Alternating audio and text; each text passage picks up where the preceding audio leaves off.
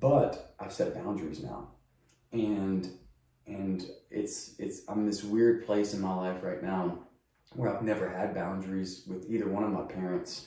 I've just been like a grace person. Like, how can I love this person well? I've always been like that towards people. How can I love this person well? How can I make sure that they know that, go out of my way, that they know that there's nothing between us, that there's anything like that. And now I'm at this place where it's like, I got my wife, I've got my 2 kids, and if this man wants to be involved in my life, he can be involved if he wants to. But I'm done being that person that's always reaching out, which is a weird place for me because that's always been the posture of my heart. But I mean, just within this past year, I'm setting boundaries. If you want to come around, you come around and come hang out with your grandkids. If you don't, then I'm okay. I will love you from a distance, and my love for you will never change. I have deep affection for you, but these kids are my priority right now. Not making sure you feel okay for, your absence, or making sure that does that make any kind of sense at all? 100%. Yeah. And I don't want to say he, let me rephrase this. Yeah. Like, we so often look to other places to find our validation for our past. Yeah. And there's only one place that we can look. All right. And all honesty, most men end up really, and this is where there is a lot of pains in marriage, is most men look to their wives for that. Yep. And a woman cannot validate a man. Only a man can validate a man. Yeah. Now, I will definitely speak to our Heavenly Father, who is 100% Father, 100% Mother. That's what makes him, because he is God. He is all. Yeah. Right? And so people say I'm not putting Jesus in a dress. I'm not putting Jesus. I'm just. Yeah. He is. Like, Jesus was a man, and that's the only part.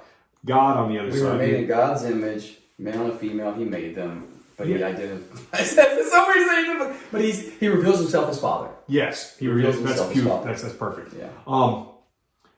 But that's where my dad has to find that for himself. I have to make sure that I'm finding that for myself. My sons are going to have to find that for themselves. Yep. I mean, that's probably the hardest thing in the whole world. And every man who's got older kids now will say that. Like, it's that transition stage of, hey, at 4, their relationship with Jesus is your relationship with Jesus, right? But at 16, it's not. Yeah.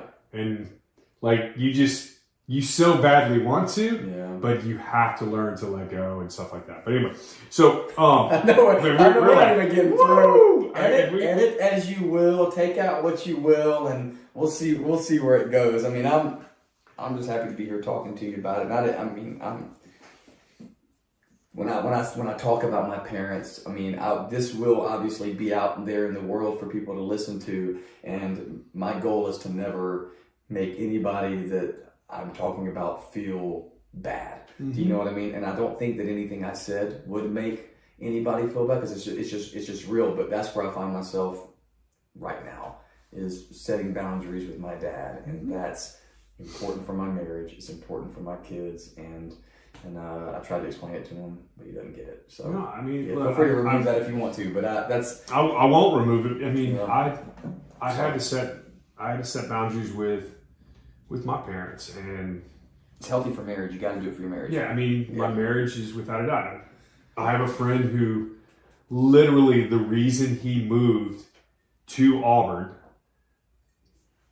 was because he needed to be able to set serious boundaries for his marriage to continue to grow and sustain and become this beautiful thing. And actually, he's been a podcast guest, and he talks about, like, moving to Auburn was one of the best things I ever did for my marriage, because there just wasn't any boundaries, and it's hard for him even still, because he has such a deep-rooted relationship with his parents. Yeah. But you have to put